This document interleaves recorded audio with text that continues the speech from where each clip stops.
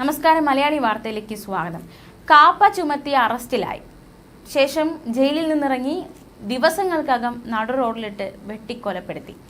തിരുവനന്തപുരത്താണ് നടക്കുന്ന സംഭവ വികാസങ്ങൾ ഉണ്ടായിരിക്കുന്നത്. 3 അംഗ സംഘം വെട്ടിപ്പരിക്കേൽപ്പിച്ച ഗുണ്ടാ നേതാവ് മരിച്ചു. വട്ടപ്പാറ കുറ്റ്യാണി സ്വദേശി വെട്ടുകത്തി ജോയി എന്ന വ്യക്തിയാണ് കൊല്ലപ്പെട്ടിരിക്കുന്നത്. ജോയി 3 ദിവസം മുൻപായിരുന്നു ജയിലിൽ നിന്നും ഇറങ്ങിയത്.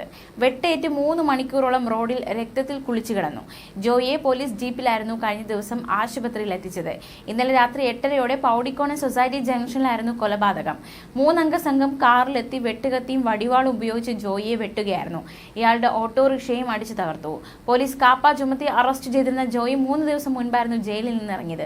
പൗടിക്കോണം വിഷ്ണു നഗറിലായിരുന്നു ജോയിയുടെ താമസം. 2 കാലിലും ഗുരുതര പരിക്കേറ്റു. തിരുവനന്തപുരം മെഡിക്കൽ കോളേജിൽ പ്രവേശിപ്പിച്ചിരുന്നു. പുലർച്ചെ 2 മണിയോടെ മരണം സ്ഥിരീകരിക്കുകയായിരുന്നു. പ്രതികളെ ഇതുവരെ പിടികൂടാൻ സാധിച്ചിട്ടില്ല. ഗുണ്ട കുടിപ്പകയാകാം ഇത്തരത്തിലൊരു കൊലപാതകത്തിന് പിന്നിലെന്നാണ് പോലീസിന്റെ സംശയം.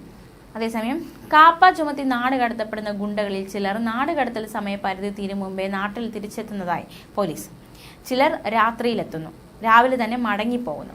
മറ്റു ചിലർ രഹസ്യ കേന്ദ്രങ്ങളിൽ സ്ഥിരമായി താമസിക്കുന്നുവെന്നും പോലീസ് നിഗമനം. നാട് കടത്തപ്പെട്ട ഗുണ്ടകളുടെ മേൽ പോലീസിന്റെ രഹസ്യാന്വേഷണ വിഭാഗം നിരീക്ഷണം ശക്തമാക്കി. കാപ്പ ചുമത്തി നാട് കടത്തിയിരുന്ന ഗുണ്ടയെ 2 മാസം മുൻപ് തൃക്കാക്കര പോലീസ് പാലച്ചുവടിൽ നിന്ന് പിടികൂടിയിരുന്നു. ഇവിടെ രഹസ്യ താവളത്തിൽ ക്യാമ്പ് ചെയ്യുകയായിരുന്നു ഇവർ. അതിനിടയിലാണ് പോലീസ് ഇവരെ അറസ്റ്റ് ചെയ്തത്. കൂടുതൽ അന്വേഷണം പോലീസ് നടത്തിയപ്പോഴായിരുന്നു ഞെട്ടിക്കുന്ന സത്യങ്ങൾ പുറത്ത് മനസ്സിലാക്കാൻ സാധിച്ചത്. നാട് കടത്തപ്പെട്ട ഗുണ്ടകളിൽ ചിലർ രാത്രി ഇവിടെ വരാറുണ്ട്, മാത്രമല്ല ചിലരൊക്കെ രാവിലെ പോകാറുമുണ്ട് എന്നും പോലീസിന് വിവരം കിട്ടി.